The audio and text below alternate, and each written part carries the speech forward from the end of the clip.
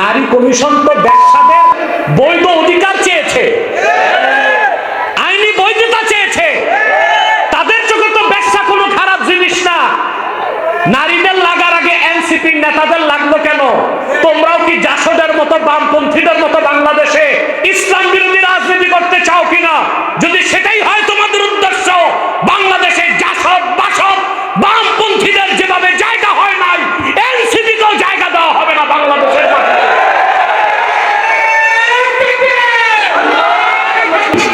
মুজাহাদার দ্বিতীয় স্তর হচ্ছে নফসের সাথে লড়াই। নফসের সাথে প্রত্যেকটা হারাম কাজ করতে নফস চায়।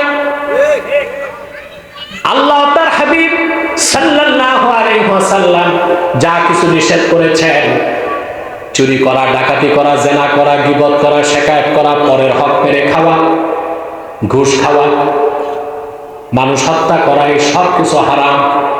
প্রত্যেকটা হারাম কাজ চিত্তাকর্ষক, সেটা করতে মন চায়। আল্লাহ রাব্বুল আলামিনের ভয়তে নফসের সাথে লড়াই করে গুনাহ থেকে বেঁচে থাকা, সেটাও হলো মুজাহাদার দ্বিতীয় স্তর। হারাম কাজগুলো কেমন লাগে? ভালো লাগে বলি তো অনেকে ব্যবসা বাণিজ্য নাই, চাঁদাবাজি করে চলে, আছে না? এই যে চাঁদাবাজ যারা, ওদের কিন্তু ব্যবসা নাই, চাকরি নাই, টেম্পো স্ট্যান্ড, রিক্সা স্ট্যান্ড, বালুর ঘাট, ট্রাক, এগুলো থেকে মেরে কেটে থাবাথাবি করে সংসার চলতেছে, মজা লাগে। জেনা যারা করে নফস সেটা চায়, চুরি যারা করে নফস সেটা চায়। মুমিন আল্লাহর ভয়তে নফসের সাথে লড়াই করে টিকে থাকবে, এটা মুজাহাদার দ্বিতীয় স্তর বলেন সুবহানাল্লাহ। আল্লাহ রাব্বুল আলামিন বলেন, ফাআম্মা মান খাফা মাকাম রাব্বিহি ওয়া নাহান নাফসা আনিল হাওয়া ফাইন্নাল জান্নাতা হিয়াল মাওয়া। আল্লাহ রাব্বুল আলামিন বলেন, আর যে ব্যক্তি কাল হাসর ময়দানে মহান আল্লাহর সামনে দাঁড়াবার ভয় অন্তরে পোষণ করলো, আর তার নফস যা চাইলো আল্লাহর ভয়ে তা থেকে সে নিজকে নিবৃত রাখলো, এই মুজাহাদার কারণে সেই ব্যক্তির চূড়ান্ত গন্তব্য হবে আখিরাতে আল্লাহর জান্নাত। এটা মুজাহাদা। এটা কি? নফসের সাথে লড়াই। কিসের সাথে? এবার মুজাহাদার চূড়ান্ত স্তর বলবো। পৌনে 1 ঘন্টা যা বললাম সব ভুলে গেলে আমার দুঃখ নয়। এখন যেটা বলবো মুজাহাদার চূড়ান্ত সংজ্ঞা, এরপরে কোনো সংজ্ঞা, এটা লিখতে হবে খাতায় কলমে না, মনের পাতায়। বলবো?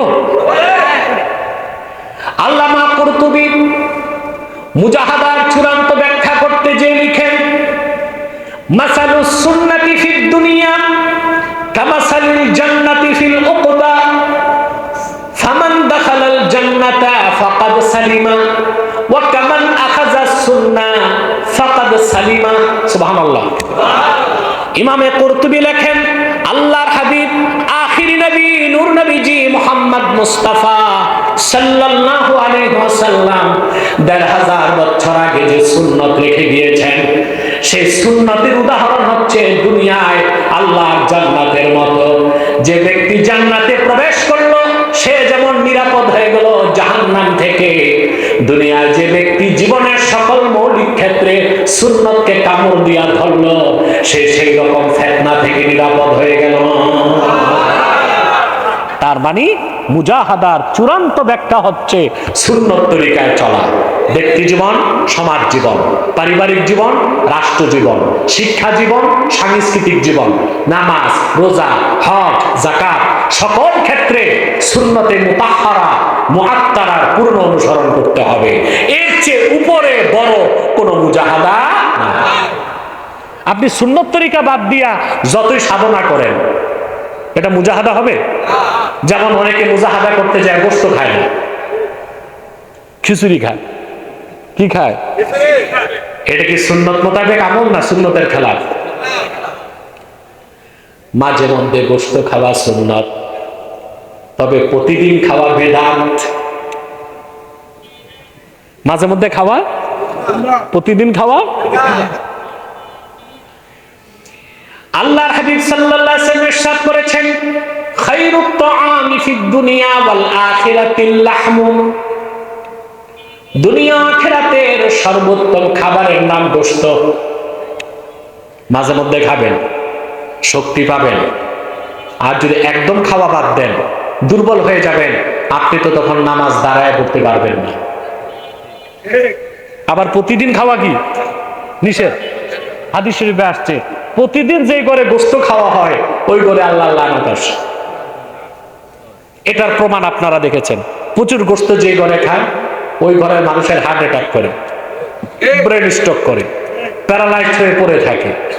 যেই ঘরে একজন মুরব্বী প্যারালাইজ রোগী, ওই ঘরের কোন সদস্যের রাতের ঘুম নাই। এ বোঝা টানতে টানতে, কি করতে করতে, এটা কি রহমত না লানত?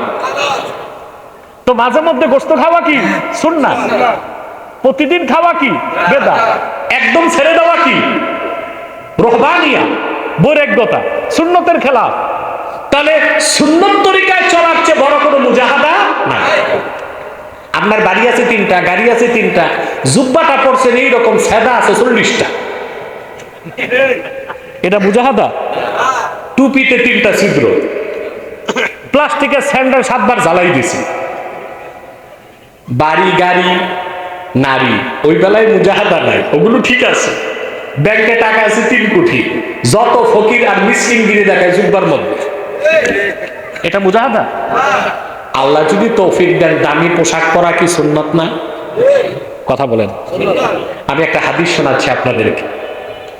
ইমামে বাগাবীতে রওয়ায়াত করেন, তাফসীর বাগাবীতে, খারাজা রাসূলুল্লাহ সাল্লাল্লাহু আলাইহি ওয়াসাল্লাম ইয়াওমান ওয়া আলাইহি জুব্বাউন কিমাতুহু 4000 দিরহাম।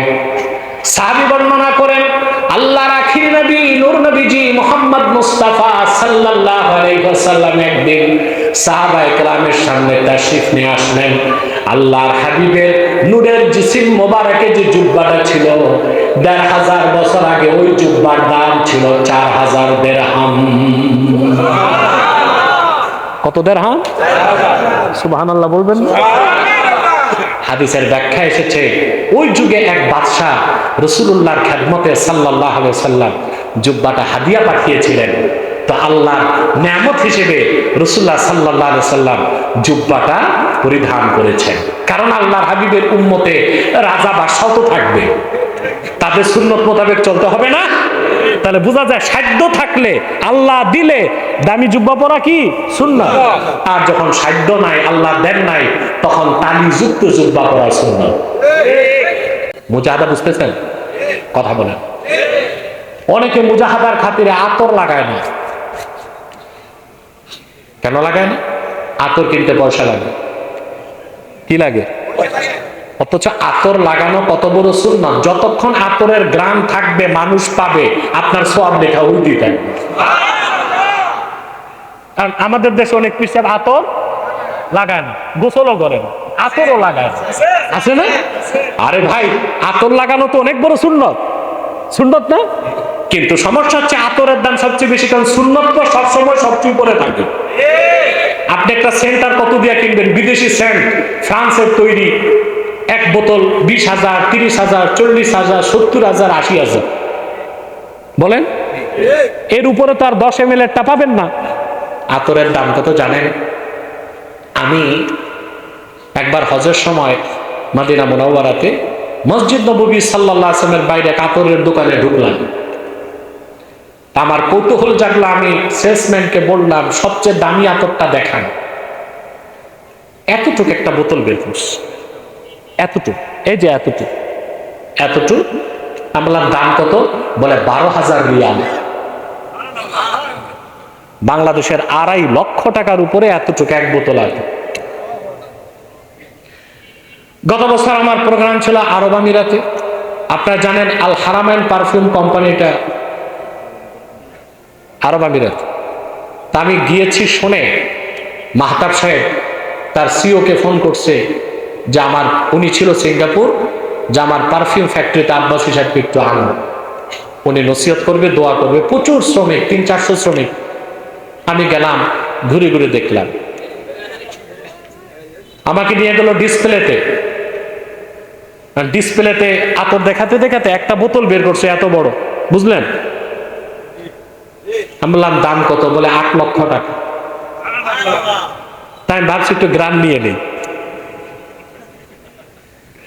এটা আমিররা লাগায়, তার মানে হচ্ছে আতর লাগানো সুন্নত, এটার দাম সবসময় থাকবে কি? সুবহানাল্লাহ। আপনার তো বাংলাদেশে ভালো আতর পান না, এই রোজার দিন বাইতুল মুকাররমের সামনে দেখবেন এত বড় বোতল, লেখা জান্নাতুল ফেরদৌস, দাম কত? 15 টাকা।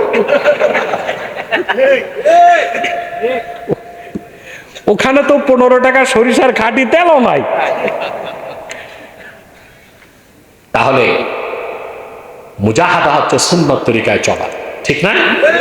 তো ওয়াল্লাযীনা জাহাদু ফিনা, আমরা যে আল্লাহর ওলি হতে চাই মুজাহাদা করতে হয়। চূড়ান্ত কথা হচ্ছে জীবনের সকল ক্ষেত্রে সুন্নতের অনুসরণ। সুন্নতের অনুসরণ শুধু নামাজ, রোজা, হজ, যাকাতে না, জীবনের সকল মৌলিক ক্ষেত্রে। আপনার ফৌজদারি, আপনার দেওয়ানি, আপনার সংস্কৃতি, আপনার শিক্ষা, সকল ক্ষেত্রে সুন্নতের অনুসরণ করা ছাড়া সুখ, শান্তি, সমৃদ্ধি, কল্যাণ, মুক্তি, পরকালে নাজাতের কোনো ব্যবস্থা নাই। আমরা বাংলাদেশে প্রচুর লোক সুন্নত তরিকায় চলি, শুধু নামাজ, রোজা, হজ, যাকাতে, কিছুটা পোশাক আশাকে, উঠা বসা, খাওয়া দাওয়ায়। বাকি আমাদের রাষ্ট্রের মূল সেক্টরগুলো কি সুন্নত তরিকায় চলে? বরং এখন তো চেষ্টা হচ্ছে সুন্নত বিরোধী, কোরআন বিরোধী আইন করার। সবচেয়ে আঘাত লেগেছে আমাদের বিতর্কিত নারী সংস্কার কমিশনের 318 পৃষ্ঠার গাঁজাখুরি প্রস্তাবনা দেখে। আপনারা দেখেছেন, আমরা প্রতিবাদ করেছি। ঢাকায় সরওয়ার্দী উদ্যানে হেফাজতের প্রোগ্রামে ওলামায়ে কেরাম হুঁশিয়ার করেছে, আমরা হুঁশিয়ার করেছি। নারী পুরুষ সমান অধিকার, এটা কি সম্ভব? সৃষ্টিগতভাবে আল্লাহ তাআলা নারী আর পুরুষের মধ্যে 25টা পার্থক্য রাখছেন। কয়টা? 25টা। তো সমান করবেন কেন?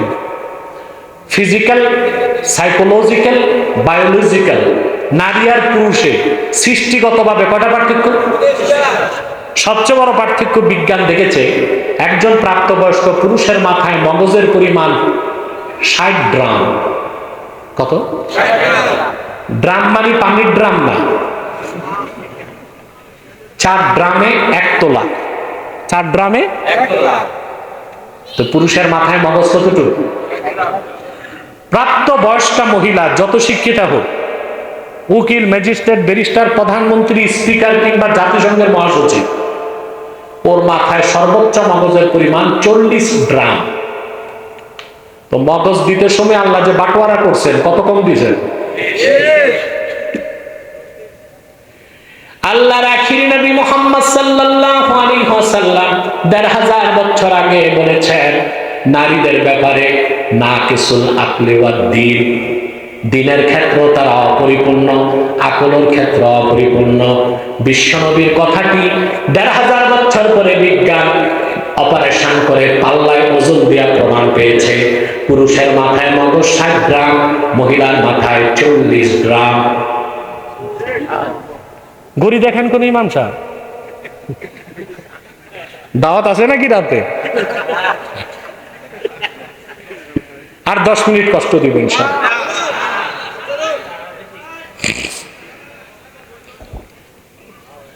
না রে বাবা, ফজর পর্যন্ত। কালকে আমার দিনে মাফ, মতলব ফরাজি কান্দা দরবার শরীফ। তো আপনি একটা জিনিস আপনারা ভুল করেন, আপনারা তো আসলে বাংলাদেশে এখন সবগুলো সেক্টরে দুর্নীতি। এখন বক্তাদের দাওয়াত করতে বক্তা ব্যাপারই বাইরে গেছে। বক্তা একটা কন্ট্যাক্ট করে দেয় 1 লাখ টাকা, সে খায় 30,000, বক্তারে দেয় 70। তো জনগণ মনে করে কন্ট্যাক্ট করি তো আনছি, 2 ঘন্টা এটারে বাইরে রাখ। এটা করবেন না। সময় কি হলো তা দেখবেন না, কথা কি হলো তা দেখবেন। তো ফিজিক্যাল, বায়োলজিক্যাল, সাইকোলজিক্যাল কতটা পার্থক্য? সেই নারী আর পুরুষ সকল ক্ষেত্রে এক সমান অধিকার, এটা কি সুস্থ মানুষের দাবি না পাগলের? এরপর 318 পৃষ্ঠায় আবার ওরা বলছে তালাক দেবার ক্ষেত্রে নারী পুরুষের সমান অধিকার। সবচেয়ে জঘন্য একটা কথা বলছে, মেরিটাল রেপ। স্বামী স্ত্রী বিবাহিত, স্বামী যদি জোর করে স্ত্রীর সাথে ফিজিক্যাল রিলেশন করে, এটা ধর্ষণের মামলা হবে। চিন্তা করেন, ঘরে ঘরে আগুন লাগানোর ব্যবস্থা করছে। এখন মহিলা রাজি ছিল কি ছিল না, এটার প্রমাণ হবে কি দিয়া? হেফাজত ইসলামের মঞ্চে কিছু আলেম রাগান্বিত হয়ে নারী কমিশনের মহিলাদেরকে ব্যবসা বলছে। হ্যাঁ, এই শব্দ উচ্চারণটা ঠিক হয় নাই, আর হেফাজতের পক্ষ থেকে দুঃখ প্রকাশ করা হয়েছে। কিন্তু এনসিপি কে বলছি, তোমরা এই শব্দটা ধরলা। নারী কমিশন তো ব্যবসাদের বৈধ অধিকার চেয়েছে, আইনি বৈধতা চেয়েছে।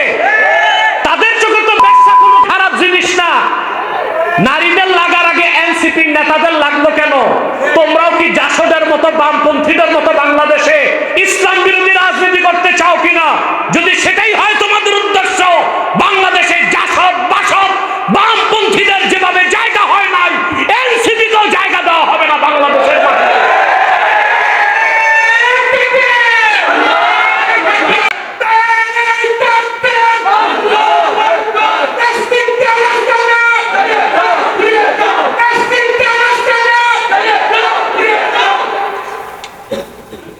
প্রতিবেদনে বলা হয়েছে, যারা ব্যবসা, তাদেরকে ব্যবসা বলা যাবে না, শ্রমিক বলতে হবে। আর তাদের আয় রোজগারকে বৈধতা দিতে হবে। তাহলে বোঝা যাচ্ছে তাদের কাছে ব্যবসা বৃত্তিটা খারাপ কাজ না। তো কোনো আলেম যদি আগে বলেই থাকে, আহামরি কি দোষী বা হয়েছে? যদি এই শব্দ উচ্চারণটা ভুল হয়ে গেছে, ঠিক না? প্রিয় ভাইরা, অতএব কোরআন সুন্নাহর আইনকে কায়েম করতে পারি না, সেটা আমাদের ব্যর্থতা। আর কোরআন সুন্নাহ বিরোধী আইন হবে, তা হতে দেওয়া হবে না বাংলাদেশে। সুন্নত তরিকার জীবন যাপনের চেয়ে বড় কোন সফলতার মুজাহাদা। তাহলে মুজাহাদার ব্যাখ্যা বুঝতেছেন? মুজাহাদার চূড়ান্ত ব্যাখ্যা হচ্ছে ব্যক্তি জীবন, সমাজ জীবন, রাষ্ট্র জীবন, সাংস্কৃতিক জীবন, শিক্ষা জীবন, পোশাক আশাক, উঠা বসা, নামাজ রোজা, হজ যাকাত, সকল ক্ষেত্রে আল্লাহ রাখিনী নবী রাহমাতুল্লিল আলামিন মুহাম্মদ মুস্তাফা সাল্লাল্লাহু আলাইহি ওয়াসাল্লাম ১৫০০ বছর আগে যে আদর্শ রেখে গেছেন, সুন্নাহ রেখে গেছেন, চোখ বন্ধ করে অন্ধের মতো সেই সুন্নতের অনুসরণ করতে হবে। এর চেয়ে বড় মুজাহাদা আর কিছু নাই। এবার আসেন, মুজাহাদা করলে আপনি পাবেন কি? এটা তো লাগবে। বাঙালি বিনা পয়সায় খাটে না, কথা বলে না, ওইটা বলবো। আপনি যদি মুজাহাদা পুরাপুরি করতে পারেন, আপনি হয়ে যাবেন আল্লাহর মহসিন বান্দা। কি হবেন? আল্লাহ তাআলা ঘোষণা করে দিয়েছেন, ওয়া ইন্নাল্লাহা লামাআল মুহসিনিন, নিশ্চয় মুহসিন বান্দাদের সাথে আল্লাহ আছে।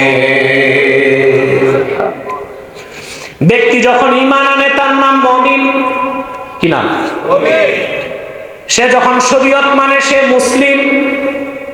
মুমিন হবার পরে আপনি যদি পুরোপুরি মুসলিম না হন, ঈমানের কারণে আপনি জান্নাত পাবেন, কিন্তু গ্যারান্টি নাই ফার্স্ট চান্সে না সেকেন্ড চান্সে। আযাবের আগেও যেতে পারেন, পরেও যেতে পারেন।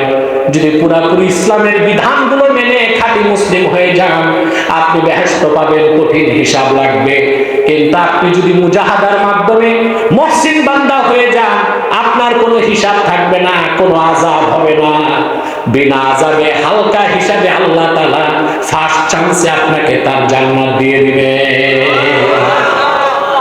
তাহলে মুমিন মুসলিম হলেই চলবে না, মুহসিন হইতে হবে।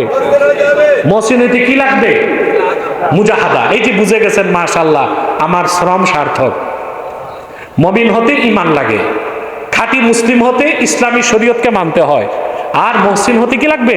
মুজাহাদা। মুজাহাদার ব্যাখ্যা বুঝছেন? তাহলে মুহসিন হবেন। এখন আসেন আয়াতের বাকি অংশের ব্যাখ্যাটা বুঝে নিই। ওয়া ইন্নাল্লাহা লামাআল মুহসিনিন, আল্লাহ যে মুহসিন বান্দাদের সাথে আছেন, এটার অর্থ কি তা বুঝতে হবে। আল্লাহর মুমিন বান্দা যখন মুহসিন হয়ে যাবে মুজাহাদার মাধ্যমে, সে আমার আল্লাহর এত নৈকট্য লাভ করবে, চারটা জিনিস আল্লাহ তার জন্য ওয়াজিব করে দিবেন। সুবহানাল্লাহ। বলবো? আঙ্গুল তুলে গণনা করেন। প্রথম হচ্ছে রাহমাত, 2 নম্বরে নুসরাত, 3 নম্বরে ইজ্জত, 4 নম্বরে কুওয়াত। মুহসিন বান্দার উপর আল্লাহর রহমত বৃষ্টির মতো বর্ষিত হবে। মুহসিন বান্দাকে আল্লাহ সাহায্য করবেন, নুসরত করবেন। মুহসিন বান্দার ইজ্জত আল্লাহ রক্ষা করবেন।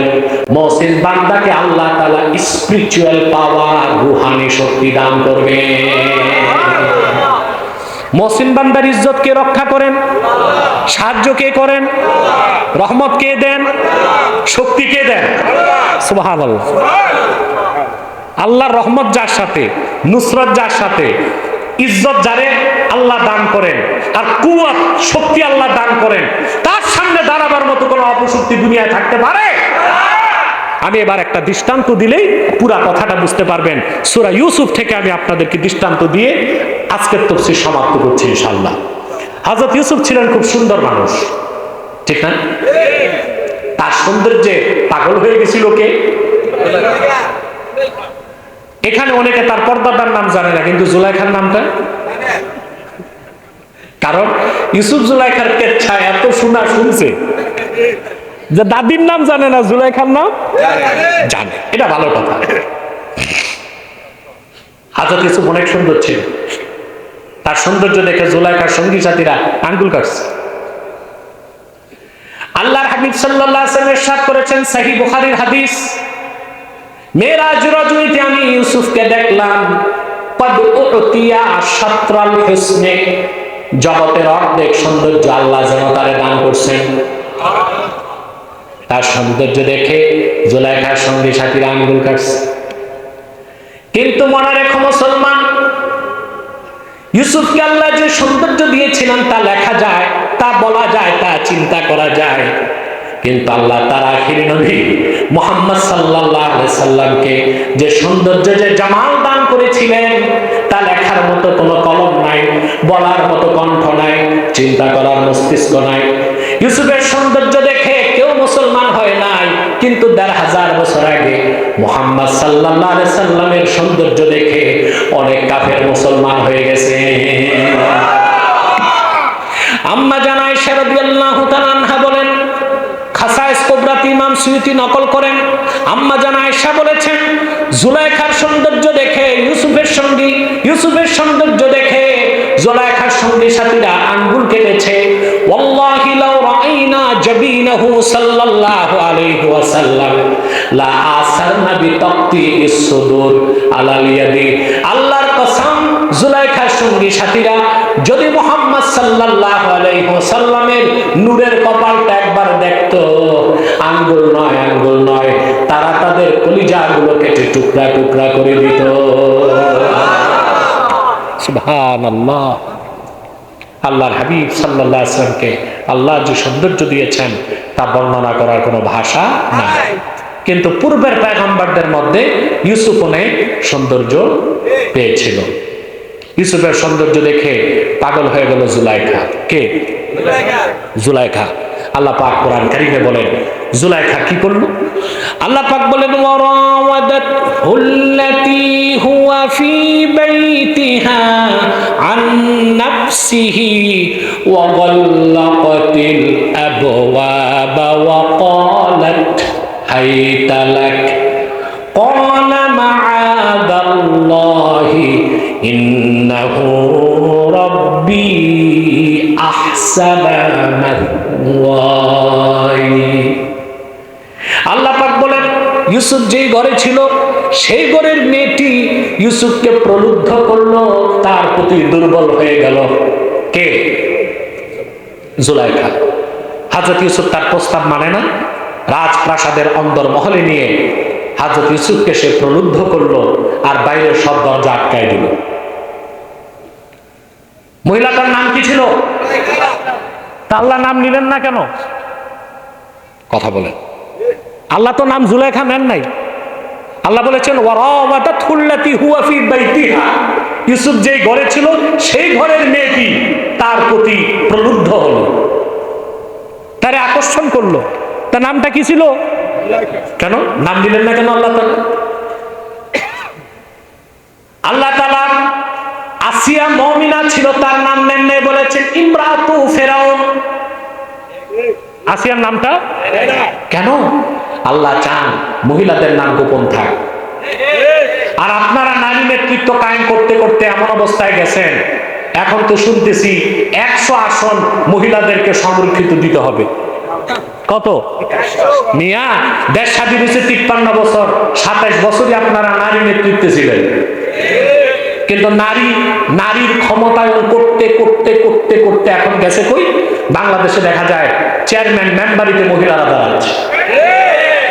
যেখানে নাম গোপন করার কথা, হ্যাঁ, ওখানে কি করে মহিলাদের পোস্টার বের হয়, বিশাল পোস্টার, লিপস্টিক লাগায়া নাম লিখে দিছে কুতকুতি বেগমকে কুত্তা মার্কায় ভোট দিন। এটা কি হইল নাকি? কথা বলেন, এগুলো কি মহিলা পারবে? কথা বলেন। আমি পত্রিকায় দেখছিলাম, বলতে লজ্জা, তাও না বলে পারতেছি না। কুমিল্লায় এক মহিলা দাঁড়িয়েছে মেম্বারিতে, রাত 12টায় ফিরার পথে ইরি খেতে সঙ্গী সাথী যুবকরা তো সর্বনাশ করছে।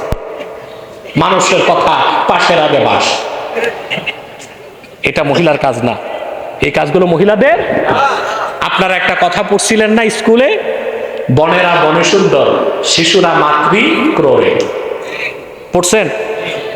একটা লাইন আমি যোগ করতে চাই, বনেরা বনে সুন্দর, শিশুরা মাতৃ ক্রোড়ে, সতী সাধ্বী নারীরা স্বামীর গৃহে। আল্লাহ তাআলা মহিলাদের নামটাও গোপন করতে চাইছে, অথবা মহিলাদের উলঙ্গ করে নারী ক্ষমতায়নের নামে পথে ঘাটে বের করে দেওয়া, এটা নারীদের সম্মান বাড়ায় না, নষ্ট করে। আল্লাহ পাক বলেন, ইউসুফ যে ঘরে ছিল সেই ঘরের মেয়েটি তার প্রতি আসক্ত হলো, তাকে প্রলুব্ধ করে বলল হাই তালাক। 7 কামরার ভিতরে সব দরজা তালা দিয়া মিশরের সবচেয়ে সুন্দরী মেয়েটি, হযরত ইউসুফের বয়স 40 হয় নাই, পোশাক খুলে বলতেছে আসো। হাই তালাক সুরিয়ানি ভাষা, আল্লাহ এটা আরবিতে কোরআনে নিয়েছেন, অর্থ তাল, আমার কাছে আসো। মুজাহাদা কি জিনিস নিয়ে শিখো কোরআন থেকে, আর মহসিন কিভাবে হতে হয়। হযরত ইউসুফ বললেন, قال معاذ الله إنه ربي أحسن مثواي। তিনি বললেন, জুলাইখা, তোমার এই কুপ্রস্তাব থেকে আমি মহান আল্লাহর কাছে পানাহ চাই। আমার মনিব আমাকে সুন্দর বসবাসের ব্যবস্থা করে দিয়েছেন। ইন্নাহু লা ইফলিহুজ জালিমুন, জালেমরা কখনো সফলতা লাভ করতে পারে না।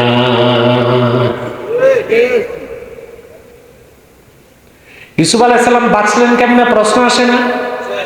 কথা বলেন। বয়স 40 হয় নাই, মিশরের সবচেয়ে সুন্দরী মেয়েটি উন্মুক্ত বসনে তাকে ডাকতেছে আসো। 7 কামরার ভিতরে 7 দরজায় তালা, কেউ দেখবে না। ইউসুফ আলাইহিস সালাম বাঁচছেন কার ভয়তে? লড়াই করছেন কিসের সাথে?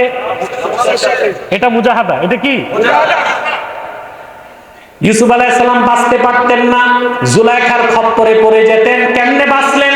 আল্লাহ বলে দিলেন, ওয়ালাকাদ হাম্মাত বিহি ওয়া হাম্মা বিহা লাউলা আররা বুরহান রাব্বি কাযালিকা লিনাসরিফা আনহু সুআ ওয়াল ফাহশা ইন্নাহু মিন ইবাদিনাল মুখলাসিন আই ইন্নাহু মিন ইবাদিনাল মুহসিনিন।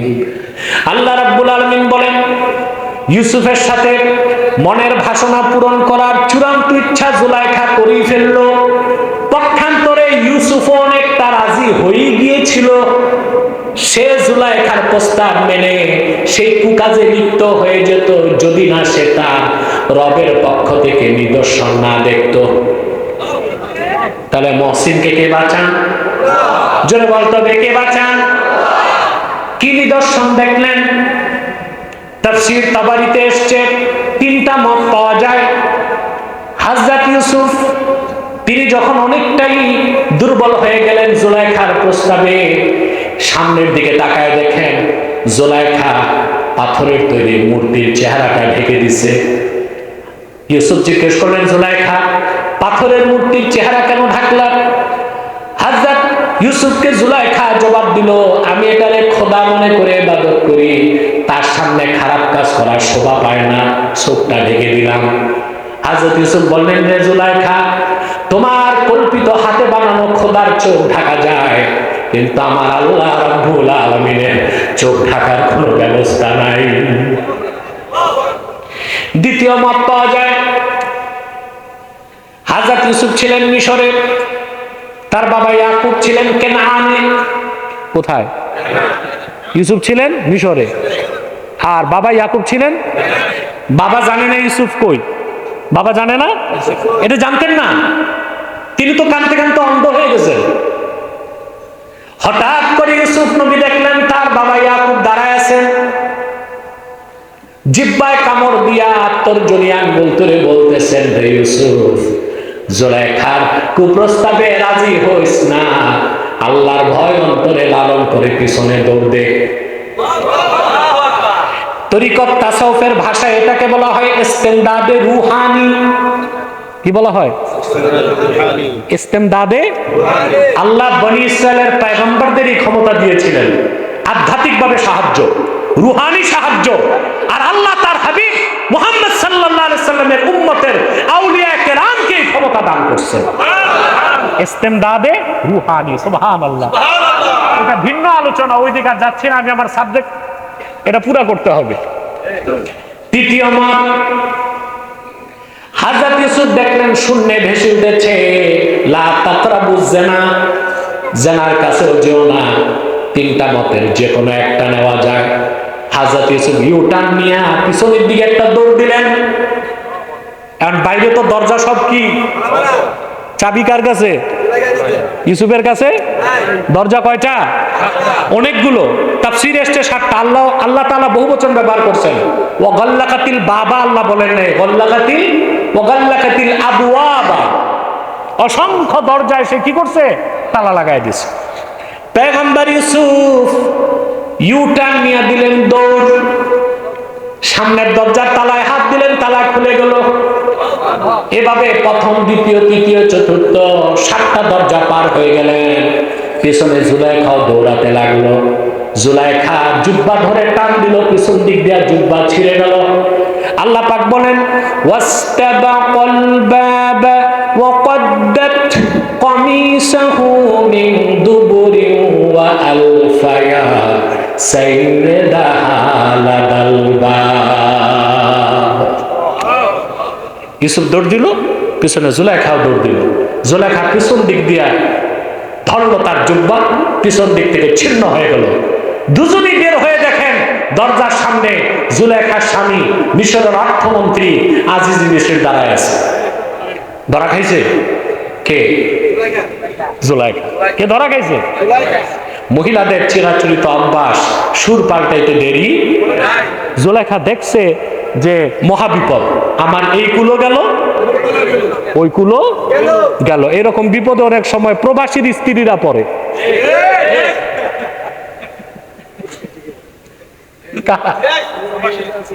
মহিলা আছে, হ্যাঁ, মা বোনরা থাকলে আবার সমস্যা। ঠিক আছে, প্রবাসী ছেলেরা বিদেশ যায়, রক্ত পানি করা ঘামের পয়সা পাঠায় দেশে। তো স্ত্রী টাকা দিয়া দেখা যায় আরেক ছেলের সাথে বন্ধুত্ব করে মোজ মাস্তি করে। সব মেয়েদের বলছি না, কিছু মেয়ে। এর জন্য আবার ছেলের দোষ আছে। তোমার বিবাহিতা স্ত্রী থাকবে হয় তোমার মার কাছে, নয় তার মায়ের কাছে। এটার যদি কাজপুর ফ্ল্যাট ভাড়া দেয়, আর বিদেশ থেকে পাঠাইছে আইফোন অ্যাপলের 2.5 লাখ টাকা, ফেসবুক ওপেন, তো মহিলার সাথে তো শয়তান 10টা লেগেই থাকবে। আবার টাকা পাঠায় বিদেশ থেকে মায়ের অ্যাকাউন্টে না, বাবের অ্যাকাউন্টে না, বউয়ের অ্যাকাউন্টে। 10 বছর পর এসে দেখে ব্যাংকের অ্যাকাউন্টও খালি, ঘরের বিছানাও খালি। চালাক মেয়েরা যখন টের পায় তখন আবার সুর পাল্টায় ফেলে। বুঝেন না? বলে দেখে যে এই কুলো গেছে, ওই কুলো গেছে, তখন বলে ওইটা তো আমার প্রেমিকরা, ওটা ধর্মের ভাই বানিয়েছে। এগুলো আছে শরীয়তে? কথা বলেন, আছে? নাই, ধর্মের ভাই বলে কিছু নাই। ধর্মের ভাই বানাই তো যত কুকাজ করে। মা বোনদেরকে বলবো, স্বামীর প্রতি যত্নশীল হতে হবে। ছেলেটি হাড় ভাঙা পরিশ্রম করে বিদেশ থেকে টাকা পাঠায়, ওই একটা টাকাও না জায়েজ কত তোমার খরচ করা জায়েজ নেই। প্রতিটি টাকা হিসাব রাখা তোমার উপর ওয়াজিব। স্বামীর বদদোয়া বুলেট মিস হতে পারে, স্বামীর বদদোয়া কখনো মিস হতে পারে না। যেই মেয়েরা স্বামীদের সাথে প্রতারণা করে, আমি দেখেছি এদের জীবন বরবাদ হয়ে যায়, এরা জীবনে আর সুখ করতে। জুলাইখা দেখলো আমার এই কুলো যায়, তখন সুর পাল্টায় ফেলছে। সুর পাল্টায় সে কি বলতে লাগলো, জুলাইখা এবার গরম হয়ে গেছে, সুর পাল্টায় বলল এটা বন্ধ করো, ডিস্টার্ব হয় আমার। কি বললো শুনতেছেন? قالت ما جزاء من أراد بأهلك سوءا إلا أن يسجن أو عذاب أليم। আজিজে মেসেজ, আদর করে ছেলেটারে তুমি আমার বাড়িতে দিছো, যে লোকটা তোমার স্ত্রীর সাথে খারাপ কাজের ইচ্ছে করে তার কি শাস্তি হওয়া উচিত? তোমার ঘরে থেকে তার তো হয় জেলখানায় দেওয়া দরকার, নতুবা কঠিন কোন শাস্তি দেওয়া দরকার। সুর পাল্টায় ফেলছে।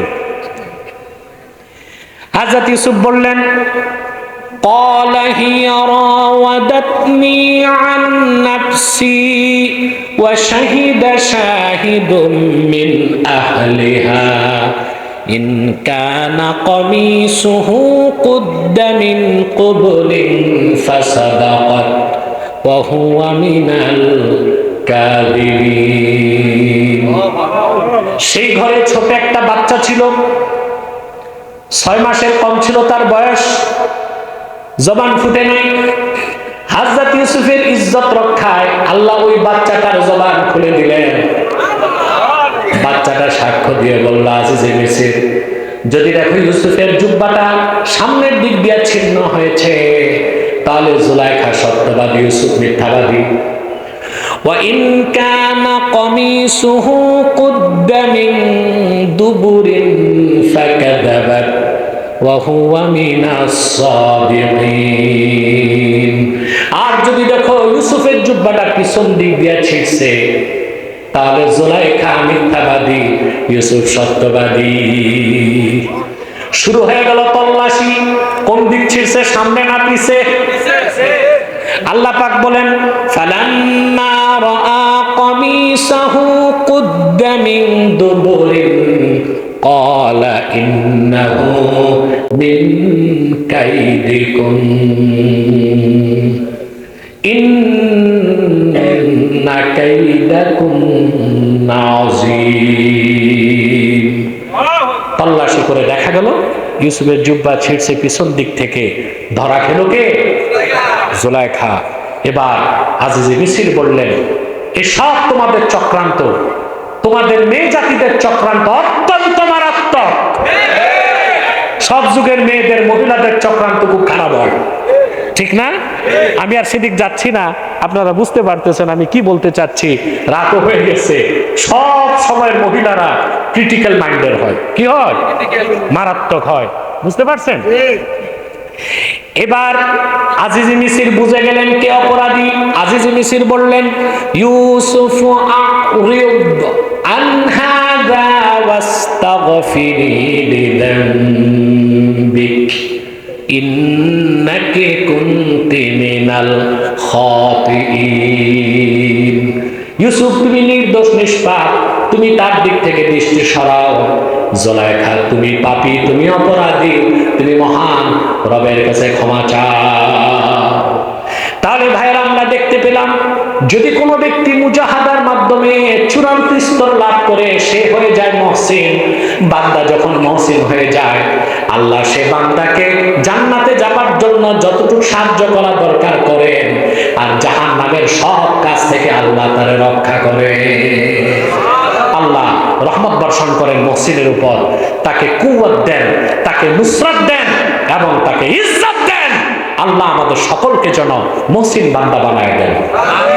ওয়াল্লাযীনা জাহাদু ফীনা লানাহদিয়ান্নাহুম সুবুলানা ওয়া ইন্নাল্লাহা লামাআল মুহসিনিন। সাদাকাল্লাহুল আযীম ওয়া সাদাকা রাসূলুহুন নবিয়্যুল কারীম ওয়া নাহনু আলা যালিকা মিনাশ শাহিদিন ওয়াশ শাকিরিন ওয়ালহামদুলিল্লাহি রাব্বিল আলামিন।